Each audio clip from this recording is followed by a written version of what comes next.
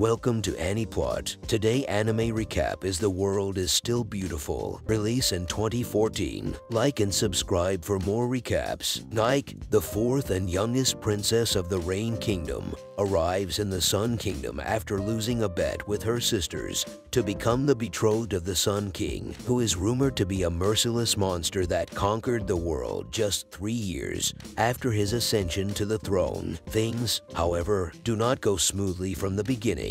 Immediately after she arrives, her possessions are stolen, leaving her without any means to reach the palace, and the people of the kingdom are hostile and rude to her due to her country being less well-developed than the Sun Kingdom. Thankfully, a kind family of commoners take her in, and Nike resolves to repay their kindness. When the elder sister of the family is kidnapped by mistake, Nike rushes to save her and uses her power over the weather to defeat the lecherous men before forcing them to take her to the palace. However, when she arrives, she is shocked to discover that the Sun King, the man who conquered the entire world and is now her betrothed, is a mere child. Livius, the Sun King, turns out to be a boy, leaving Nike shocked. After finding out that Nike is the Rain Princess, he orders her to bring forth rain for his amusement. Enraged that he wants to use her gift for entertainment, Nike tells him that she cannot call the rain without first experiencing the beauty of the world. Livius provides an assortment of things,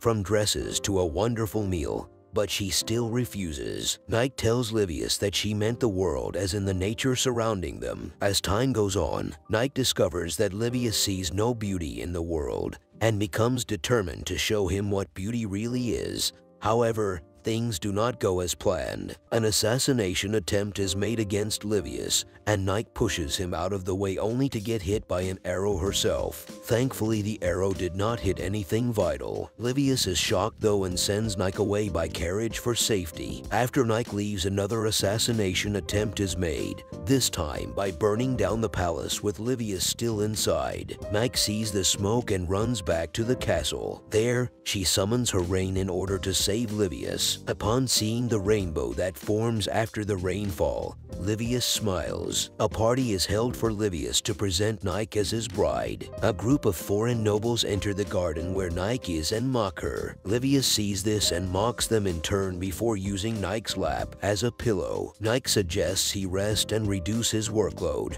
and they end up arguing. Nike feels hurt and thinks that he does not care. In her room, she sings and remembers her conversation with her mother. She thanks her maids for putting beautiful flowers in her room, but they say that the king personally picks them every day in order to let her feel at ease. Nike smiles and says that he is an idiot. The party goes well, but Nike still does not appear. Even Livius does not know where Nike is, but is convinced by his butler to have some faith in the princess he chose as his bride. After a moment, they hear a song and Nike enters surrounded by rose petals blown throughout the room by the power of the wind. Nike thanks everyone for attending and sings one more time, summoning rain and mesmerizing the guests. The Ministry of Priesthood, who have the final say on who can marry into the royal family, cancels Nike's engagement to Livius on the grounds she comes from an undesirable country. Nike and Livius are adamant they will be married, so the priesthood demand that Nike take the rite of illumination to prove that she is worthy to be the wife of Livius. She must venture into a cave and navigate through an old temple to find an ancient ring to give to Livius as his wedding ring. However, Livius warns Nike that throughout history many princesses forced to prove themselves on the rite of illumination never made it out of the cave alive. Nike takes the rite of illumination,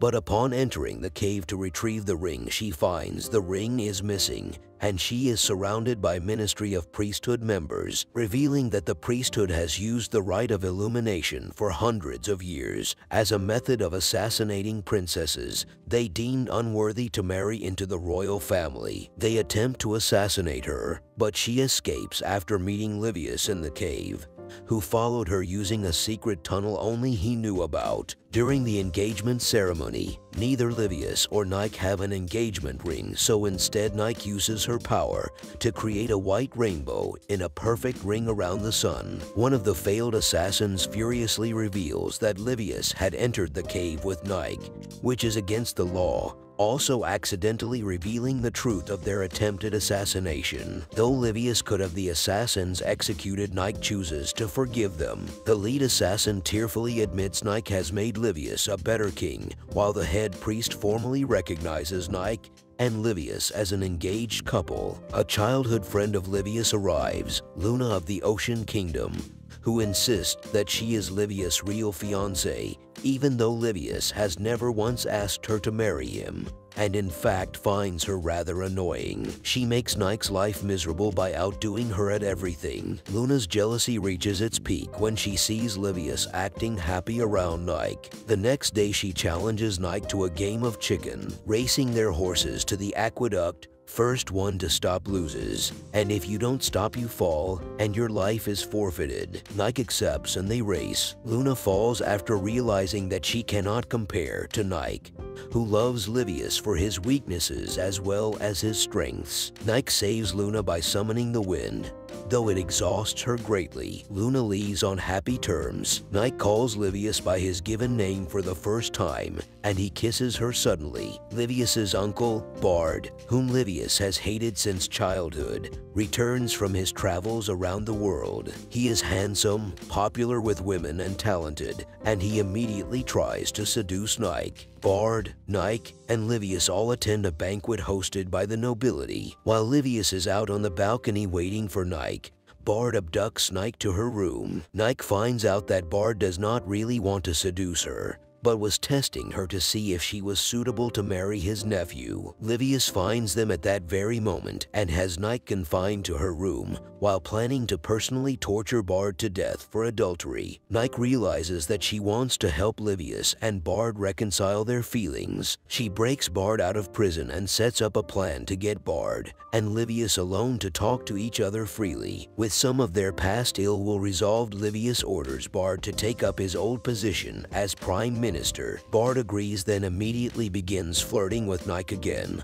causing another fight with Livius. Nike receives a letter from the Principality of Rain, which says that Nike's grandmother Tohara collapsed and therefore wants to see Nike in case she should die. Nike remains silent about this until after she performs a rain summoning for the Sun King's guests. Livius points out that her rain wasn't as good as it usually was, which leads to Nike confessing what was written in the letter. Livius immediately cancels all of their plans so that he, Nike, and his butler Neil can travel to the Principality of Rain to see Nike's grandmother together. However, it turns out that her grandmother is okay and only threw out her back. After meeting her grandmother, Livius meets her sisters. Kidora, Nike's cousin, comes in and plans with Tohara to stop Nike from returning with the Sun King. Also, since Livius did not seem to be enjoying their trip, Nike tries to cheer him up by letting him see the Principality of Rain's stars and making him rice porridge. While talking, Nike realizes she loves Livius and kisses him. This startles both and causes them to blush. Kidora is shown watching the two in the background. Nike was asked to come and talk by Kidora,